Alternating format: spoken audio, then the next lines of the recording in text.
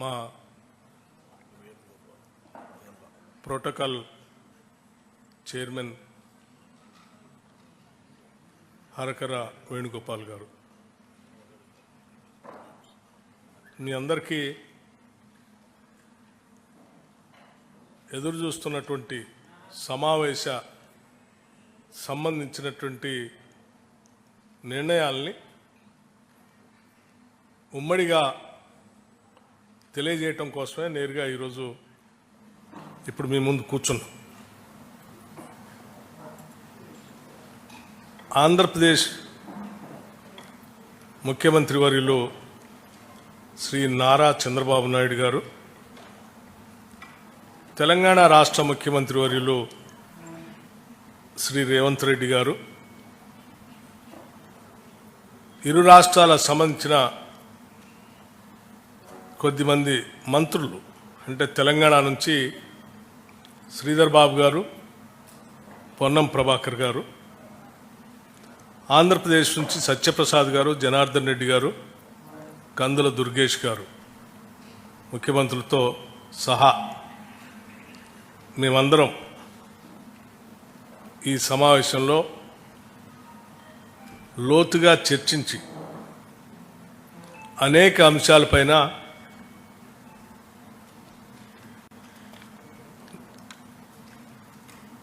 చర్చలు జరిగాయని చెప్పడానికి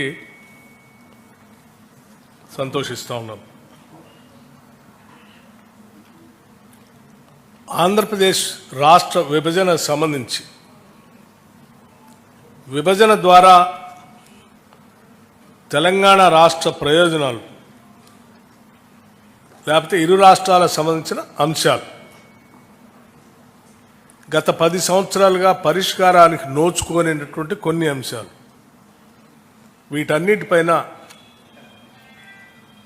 త్వరితగతిన చర్చించుకొని ముందు పోవాలనేటువంటి ఆలోచనతో ఈ సమావేశాన్ని ఈరోజు ఇక్కడ ఏర్పాటు చేయడం జరిగింది. అయితే గత 10 సంవత్సరాలుగా విభజన చట్టంలో పొందుపరిచినటువంటి అంశాలు ఇతరత్ర పరిష్కారానికి నోచుకునేటువంటి అతి ముఖ్యమైన అంశాలు కూడా, వాటన్నిటికీ ఈ సమావేశంలోనే సమాధానాలు కానీ పరిష్కారాలు కానీ దొరుకుతాయని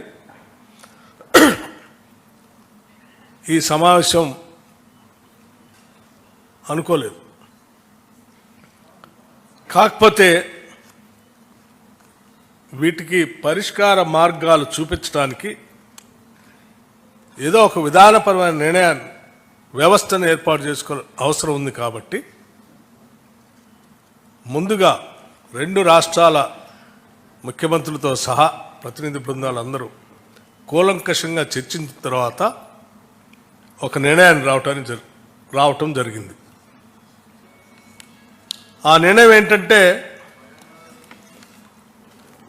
వీటి పరిష్కార మార్గాలు చూడటానికి ముందుగా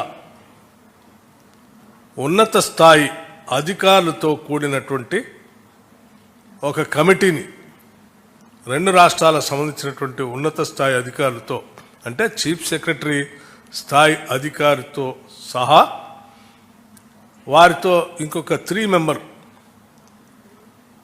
ఈచ్ స్టేట్కి 3 మెంబర్స్ కలిపి ఒక కమిటీని వేసి కొద్ది రోజుల్లో, అంటే అనగా ఒక 2 వారాల లోపల సమావేశమై సాధ్యమైనంత వరకు వాళ్ళ స్థాయిలో పరిష్కారానికి వచ్చేటువంటి అంశాలని చర్చించి పరిష్కార మార్గాన్ని ఎత్తడం కోసం ఒక కమిటీ వేయాలని నిర్ణయించడం జరిగింది.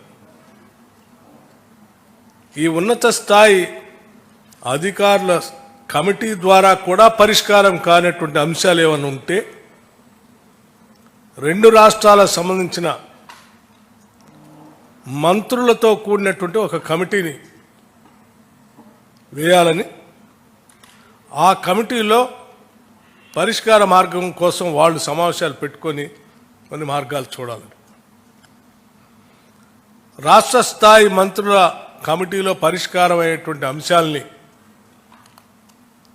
ఇరు రాష్ట్రాలకు సంబంధించినటువంటి ముఖ్యమంత్రి స్థాయిలో అంగీకరించటం, ఒకవేళ అక్కడ కూడా పరిష్కారం కానటువంటి మార్గాలు ఏమైనా ఉంటే, ఆ అంశాలు ఉంటే మళ్ళీ రాష్ట్ర స్థాయిలో ముఖ్యమంత్రుల స్థాయిలో సమావేశాన్ని ఏర్పాటు చేసుకొని పరిష్కార మార్గం కనుగొనటం కోసం ప్రయత్నం చేయాలని. అంటే ఒకటి ఉన్నత స్థాయి అధికారుల కమిటీ, ఆ తర్వాత మంత్రిమండలి సంబంధించినటువంటి కమిటీ, ఆ తర్వాత ముఖ్యమంత్రి స్థాయిలో నిర్ణయాలకు సంబంధించి సమావేశాలు ఏర్పాటు చేసుకోవాలని ప్రాథమికంగా ఈనాటి సమావేశంలో తీసుకున్నటువంటి నిర్ణయం. అలాగే ఇంకొక అతి ముఖ్యమైనటువంటి నిర్ణయం కూడా తీసుకోవటం జరిగింది. తెలంగాణ రాష్ట్ర ప్రభుత్వం ప్రతిష్టాత్మకంగా తీసుకున్నటువంటి యాంటీ నార్కోటిక్స్ అంటే డ్రగ్ ఫ్రీ రాష్ట్రంగా ఈ రాష్ట్రాన్ని తీర్చిదిద్దటం కోసం ఒక ప్రత్యేకమైనటువంటి డ్రైవ్ని తీసుకుంది. అడిషనల్ డీజీ స్థాయి అధికారిని నియమించి ఒక పెద్ద వ్యవస్థను ఏర్పాటు చేసి డ్రగ్స్ వ్యతిరేకంగా కఠినమైన నిర్ణయాలు తీసుకునేటట్టుగా ఒక కార్యాచరణ ప్రణాళిక తీసుకొని ముందుకు పోతా ఉన్నాం. దాంతోపాటు సైబర్ క్రైమ్స్ సంబంధించి కూడా సామాన్య ప్రజలు చాలా ఇబ్బంది పడుతూ ఉన్నారు. ఈ సైబర్ క్రైమ్స్ నుంచి కూడా, ఈ డ్రగ్స్ నుంచి కూడా రాష్ట్రాన్ని కాపాడాలనే ఉద్దేశంతో ముందుకు తీసుకొని పోతున్నటువంటి ఈ ప్రక్రియలో రెండు రాష్ట్రాలు కూడా కలిసి ఒక కోఆర్డినేషన్ కమిటీ ద్వారా చేయగలిగితే ఇంకా పకడ్బందీగా వీటిని నియంత్రించడానికి అవకాశం ఉంటుంది. కాబట్టి అంటే రవాణా అనేది దొరుకుతున్నటువంటి డ్రగ్స్ రకరకాల బార్డర్స్ నుంచి వస్తూ ఉన్నాయి. కాబట్టి వీటిని నియంత్రించడానికి అడిషనల్ డీజీ స్థాయిలో యాంటీ నార్కోటిక్స్ బ్యూరో స్థాయిలో ఎవరినైతే చీఫ్గా మనం నియమించామో ఆ అధికారి స్థాయిలో ఇక్కడి నుంచి అదే స్థాయిలో ఉన్నటువంటి ఆ రాష్ట్రం నుంచి ఉన్న అధికారితో ఇద్దరు కోఆర్డినేషన్తో ఈ అంశాలపైన పెద్ద ఎత్తున యుద్ధం చేసి ఈ ప్రమాదం నుంచి, మహమ్మారి నుంచి రెండు రాష్ట్రాలని కాపాడుకోవటం కోసం ముందుకు పోవాలని ఒక విధానపరమైన నిర్ణయం కూడా చేయటం జరిగింది. ఇవి ఈనాటి సమావేశానికి సంబంధించిన ముఖ్యమైన నిర్ణయాలు. వీటన్నిటిని మీ ద్వారా రాష్ట్ర ప్రజలందరికీ కూడా తెలియజేస్తా ఉన్నాను. Thank you. ధన్యవాదాలు.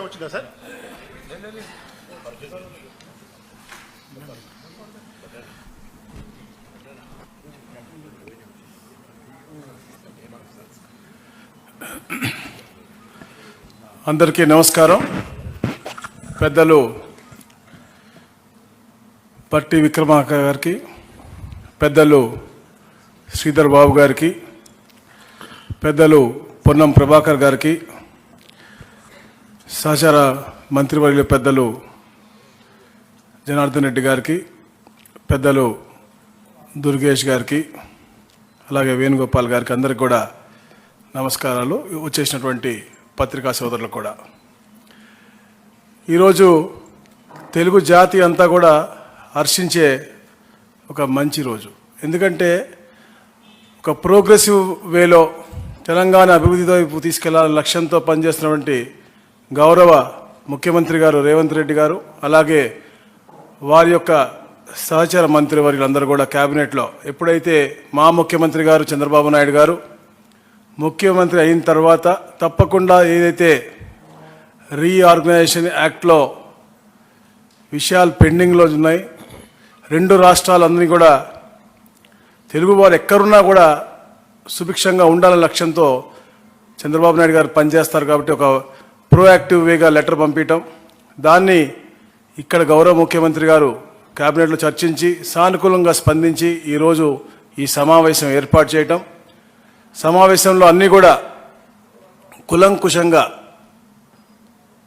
చర్చించి అందరు అడ్వైజులు తీసుకొని ఎవరైతే మంత్రివర్యులు ఉన్నారో అలాగే అధికారులు ఎవరైతే ఉన్నారో అందరి కూడా సలహాలు సూచనలు తీసుకుని డిస్కస్ చేసి ఇవన్నీ కూడా ఎందుకంటే మీ అందరికీ తెలుసు తెలంగాణ ఒక ఉద్యమంతో ఒక నిధులు విధులు కేటాయింపులతో ఏర్పాటైంది, అంటే దాని మీద ఉద్యమం చేసి ఏర్పాటైంది. అలాగే ఆంధ్రప్రదేశ్ అభివృద్ధి వారి యొక్క సెంటిమెంట్లు కూడా చాలా పరిణామం తీసుకుని ఎవ్వరు యొక్క మనోభావాలు దెబ్బతినకూడదు, అందరి యొక్క భావోద్వేగాలన్నీ కూడా పరిణామం తీసుకుని మనం ఇవన్నీ కూడా ఫుల్ఫిల్ చేసుకోవాలని చెప్పేసి ఒక లక్ష్యంతో ఏదైతే రీఆర్గనైజేషన్ యాక్ట్లో ఉన్న ప్రతి ఒక్క అంశం కూడా పూర్తిగా చర్చలతోనే అది సానుకూలంగా సత్వరంగా పరిష్కరించాలన్న లక్ష్యంతోనే ఈ యొక్క ఆఫీసర్స్ కమిటీ ఏర్పాటు చేయడం కానీ, దాని తర్వాత మినిస్టర్స్ కమిటీ ఏర్పాటు చేయడం కానీ, తర్వాత ముఖ్యమంత్రులు కూడా అన్ని విషయాలు కూడా నాట్ ఓన్లీ రీఆర్గనైజేషన్ యాక్ట్ అది కాకుండా కూడా రాబోయే రోజుల్లో కూడా మంచి వాతావరణం క్రియేట్ చేసే విధంగా ముఖ్యమంత్రులు కూడా ఫ్రీక్వెంట్గా కలుద్దామని చెప్పి ఒక ఆలోచన ముందు రావటం నిజంగా చాలా ఆనందదాయకం. అలాగే మరి ముఖ్యంగా ఎలా అయితే గౌరవనీయులు బట్టి విక్రమార్క చెప్పారో తెలంగాణ రాష్ట్రం ఏర్పడిన తర్వాత డ్రగ్స్ ఫ్రీ స్టేట్గా చేయాలని చెప్పేసి తపనతో పనిచేస్తూ ఉన్నారు. దాని మీద కూడా సుదీర్ఘంగా చర్చించి ఏదైతే అక్కడ ప్రభుత్వం ఏర్పడిన తర్వాత ఒక సబ్ కమిటీ మేము వేసుకోవడం జరిగింది 6 మంత్రులతో. ఎందుకంటే అక్కడ మా దగ్గర కూడా స్కూల్ బ్యాగుల్లో అంటే 8th క్లాస్ చదువుకునే స్కూల్ బ్యాగుల్లో కూడా మనకి గంజాయి దొరికే పరిస్థితి మాకు అక్కడ రాష్ట్రంలో ఉంది. కాబట్టి ఎడ్యుకేషన్ మినిస్టర్ కానీ, గౌరవ హోమ్ మినిస్టర్ కానీ, అలాగే ట్రైబల్ వెల్ఫేర్ మినిస్టర్ కానీ, ట్రాన్స్పోర్ట్ మినిస్టర్ అందరూ కూడా వేసుకుని మేము సబ్ కమిటీ ఏర్పాటు చేయడం, వారి మీటింగ్ కూడా జరగడం జరిగింది. సో అక్కడ ఉన్నటువంటి ఈ యొక్క డ్రగ్ కల్చర్ని ఇక్కడ ఉన్నటువంటి డ్రగ్ కల్చర్కి లింక్ ఉంది. ఎందుకంటే అక్కడ ఉత్పత్తి అయ్యి ఇక్కడికి ఎక్కువగా వస్తుందని చెప్పేసి ఇక్కడ ముఖ్యమంత్రి గారు చాలా కన్సర్న్గా ఉన్నారు. కాబట్టి ఒక జాయింట్గా ఒక 2 అధికారులను అడిషనల్ డీజీపీ స్థాయి అధికారులను వేయటం, డ్రగ్స్ని పూర్తిగా అరికట్టి తెలుగు జాతిని కాపాడని లక్ష్యంతో అది కూడా చేయటం జరిగింది. ఇవన్నీ కూడా రాబోయే రోజులు అంటే ఒక టైం లైన్ పెట్టుకున్నాం. 2 వారాల్లో తప్పకుండా ఇరు ముఖ్యమంత్రులు కూడా హర్షించే విధంగా ఏదైతే ఈరోజు సూచనలు ఇచ్చారో మంత్రివర్యులందరూ కూడా ఇవన్నీ కూడా తీసుకుని వెళ్ళి ఆఫీసర్స్ అందరూ కూడా కూర్చుని సిఎస్ గారు కాకుండా ముగ్గురు అధికారులు ఉండి ఒక మంచి స్టెప్ అంటే వే ఫార్వర్డ్ వెళ్ళే విధి విధానాలతో పాటు ఒక మంచి ఇది కూడా తీసుకొస్తారు. తప్పకుండా తెలుగు రాష్ట్రంలో ఉన్న తెలుగు రాష్ట్రంలో ప్రతి ఒక్కరు కూడా హర్షించే విధంగా ఈ యొక్క రీఆర్గనైజేషన్ యాక్ట్లో ఉన్నటువంటి అన్ని అంశాలు కూడా ఇంప్లిమెంట్ చేయడానికి పూర్తిగా ఈ కమిటీస్ కూడా చేస్తాయి. అలాగే వచ్చినటువంటి అన్ని అంశాలు కూడా మళ్ళా మేము చర్చించిన తర్వాత తమరితో మేము అందరం కూడా మాట్లాడతాం. Thank you.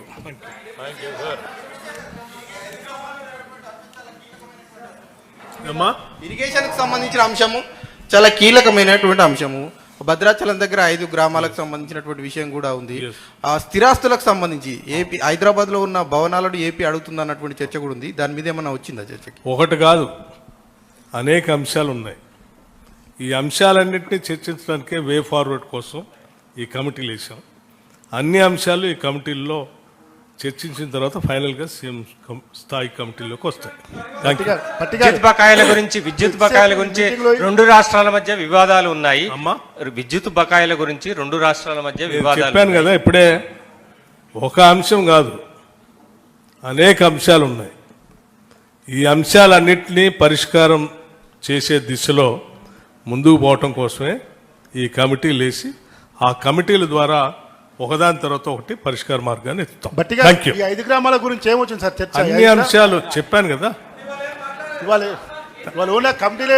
అన్ని అంశాలు. Not only one issue, there are many issues. Thank you. Live తీశారంట.